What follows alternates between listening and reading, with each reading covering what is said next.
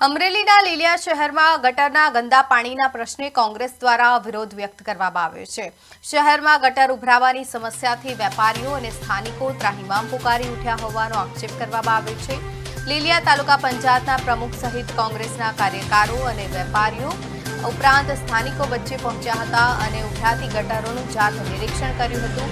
ગટરના ગંદા પાણીથી વેપારીઓને વેપાર કરવામાં તેમજ સ્થાનિકોને અવરજવરમાં ભારે મુશ્કેલી પડી રહી હોવાની ફરિયાદો સામે આવી છે। આ દરમિયાન વેપારીઓએ કોંગ્રેસના આગેવાનો સમક્ષ પોતાની સમસ્યાઓ રજૂ કરી હતી। કોંગ્રેસના નેતાઓએ આક્ષેપ કર્યો હતો કે વારંવાર રજૂઆત છતાં તંત્રના અધિકારીઓ દ્વારા યોગ્ય કાર્યવાહી કરવામાં આવતી નથી। ગટરના પ્રશ્નનો તાત્કાલિક ઉકેલ લાવવા તંત્ર સમક્ષ રજૂઆત કરવાની વાત કોંગ્રેસ દ્વારા કરવામાં આવી છે।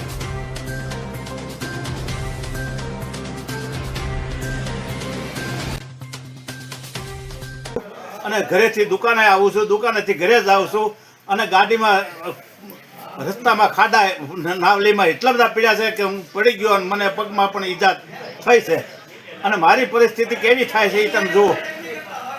તંત્રને રજૂઆત કરી તમે? અને બે તંત્રને રજૂઆત કરી, સરપંચને રજૂઆત કરી, છતાં કોઈ ધ્યાન દેતું નથી। વેપારીઓને પણ બધા પ્રશ્ન જાણ્યા કે એની સમસ્યા શું છે, ગામજનોની પણ સમસ્યા જાણી તો એની સમસ્યા શું છે। બધાનો એક જ પ્રશ્ન છે, આ ગટર લીલિયા તાલુકાનો એવો માથાનો દુખાવો થયો છે।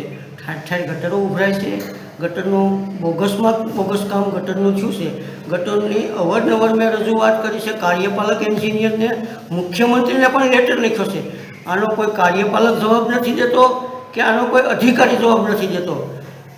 આ ગટર રામ ભરોસે હાલે છે, રામ કોના ભરોસે હાલે છે તો અમને નથી ખબર, કેમ કે રામ મંદિરે લૂંટાઈ ગયું।